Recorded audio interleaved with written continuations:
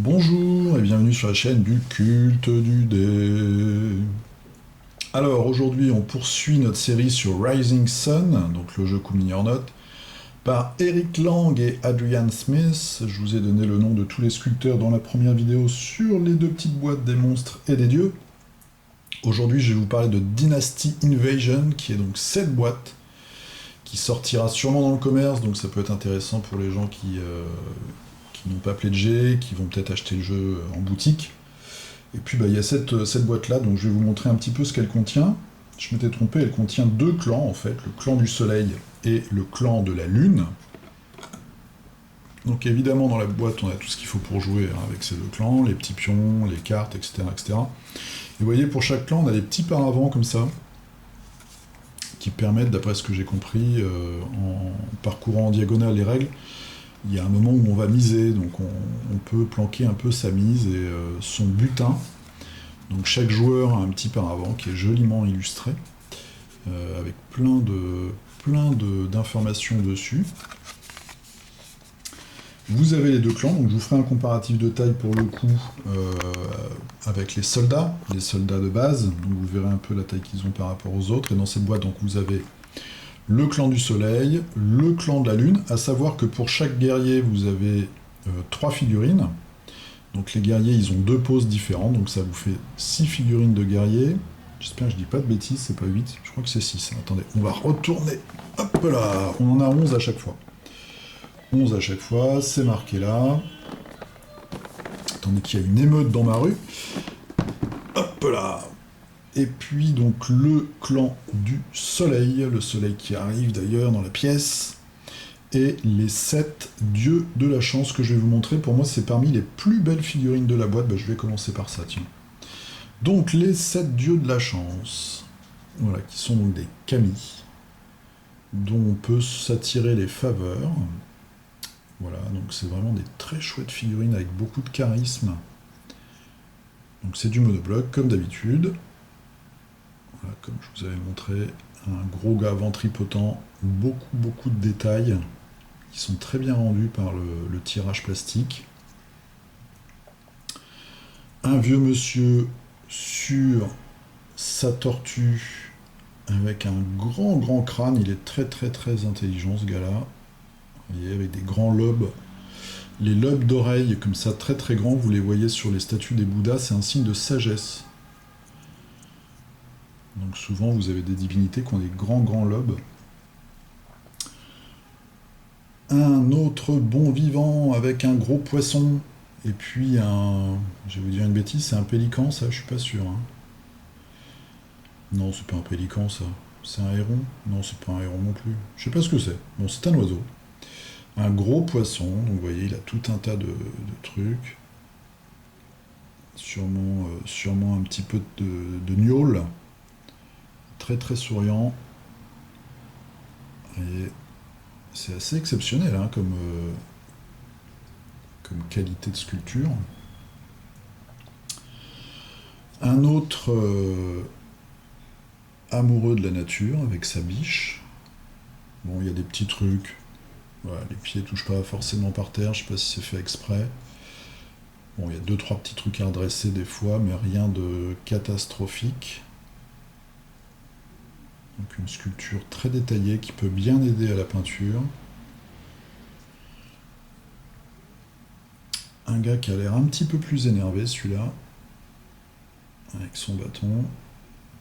Derrière lui, il a une espèce de couronne de flammes avec des visages de démons. Une lanterne.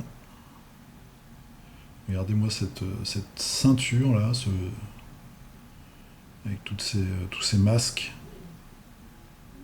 les décorations. C'est vraiment super. Hein. Très belle qualité. Alors je sais pas si ça va le faire avec des techniques de truand, du genre un petit lavis et quelques éclaircissements, j'espère.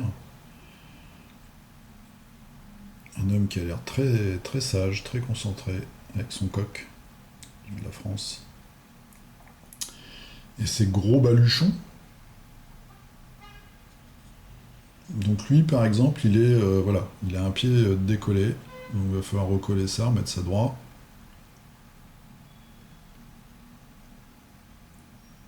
Très beau visage. Et enfin, une musicienne. C'est un koto, je pense, son instrument. Un instrument traditionnel japonais.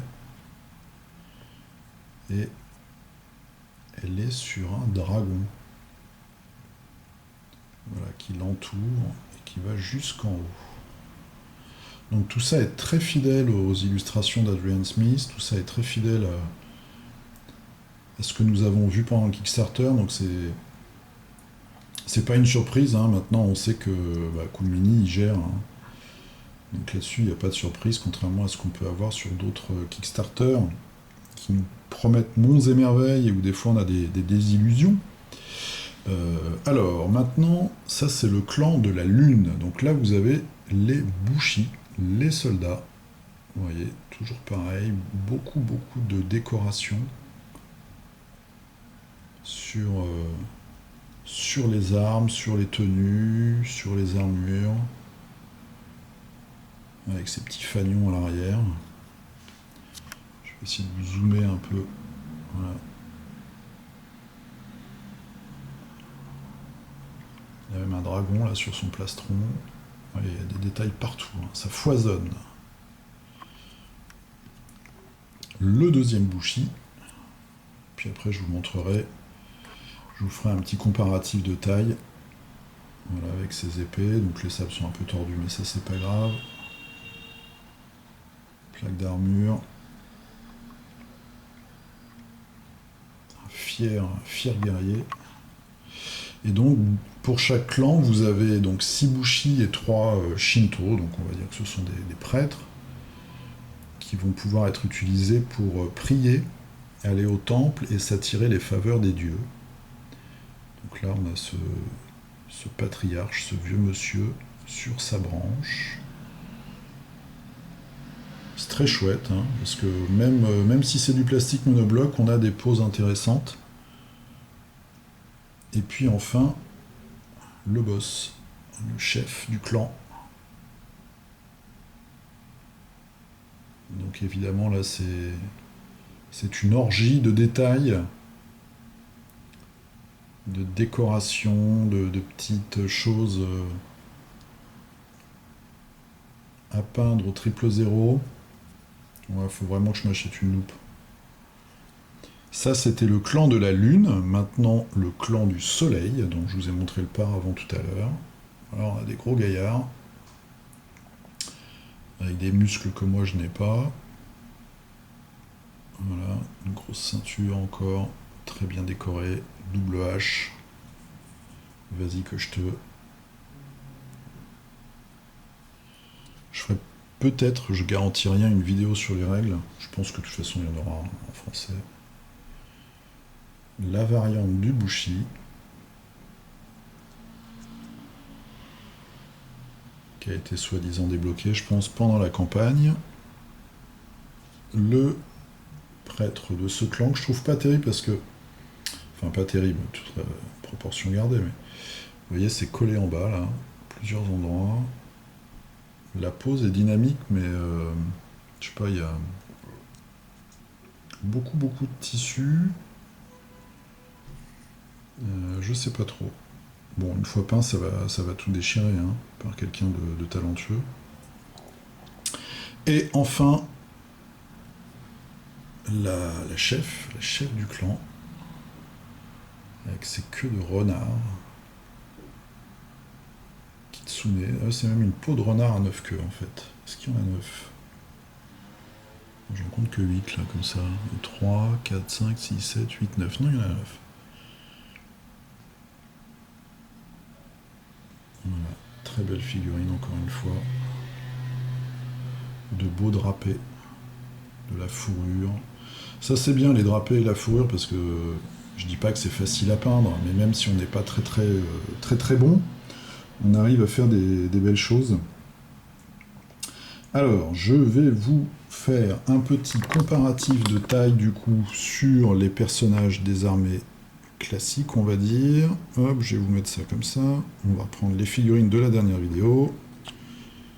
Donc, du Eden, du Batman, du Conan, et hop, on va mettre de l'autre côté, du Zombicide.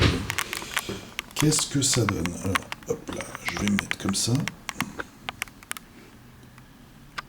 Vous voyez, toc. Donc, si j'enlève la chef qui a plein de choses, c'est un peu plus mastoc que du Zombicide peut-être. Ça c'est Eden. Ouais, non, ça le fait, hein, c'est la taille classique. Tout ça est très cohérent, c'est magnifique. Voilà, donc c'était la présentation de la boîte Dynasty Invasion. Je vous ferai une vidéo un peu plus tard pour donc la grosse boîte, la Daimyo Box, avec cette magnifique illustration là, cette bataille entre des gros démons et des guerriers.